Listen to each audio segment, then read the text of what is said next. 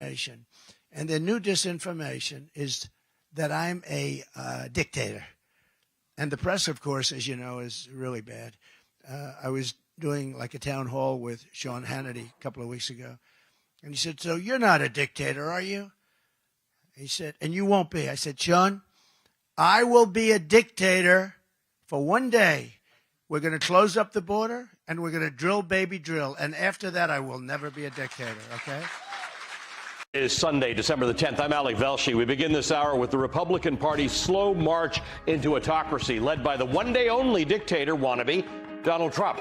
In a speech last night at a gala for the New York Young Republicans Club, the GOP frontrunner did not back down from his comment last week that he would only be a dictator on day one of a possible second term in office. Instead, he doubled down. Baker today in the New York Times, he said that I want to be a dictator. I didn't say that. I said I want to be a dictator for one day. But the New York Times said, and you know why I wanted to be a dictator? Because I want a wall, right? I want a wall, and I want to drill, drill, drill. Now, there's no reason to believe Donald Trump when he says, there's no reason not to believe Donald Trump when he says he wants to be a dictator. What is unbelievable is that Trump, who's not exactly known for his restraint or his self-discipline, would actually stop after day one. It's a significant and disturbing escalation of rhetoric. It's just rhetoric, but it is an escalation for him, because of how bluntly and openly he's telling the country about autocratic plans for a second term.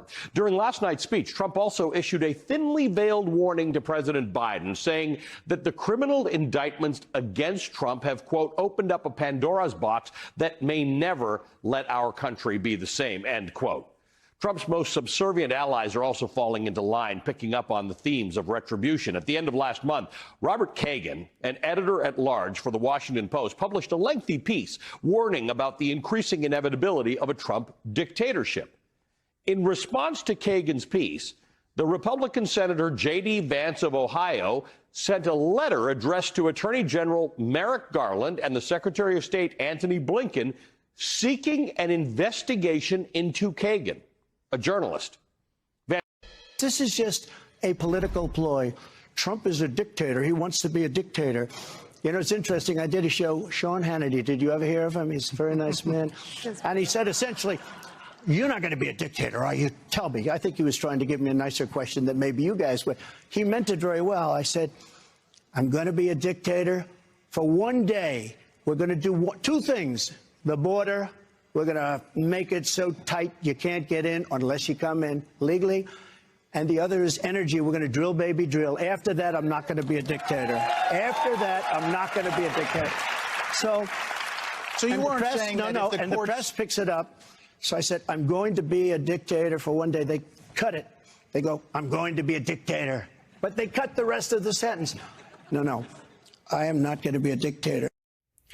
And there you have it. That is Donald Trump at this town hall tonight, contradicting himself in real time as he tries to say he's not going to be a dictator, and then, in the same breath, admitting that he will, in fact, be a dictator if elected again, but just for one day. Beyond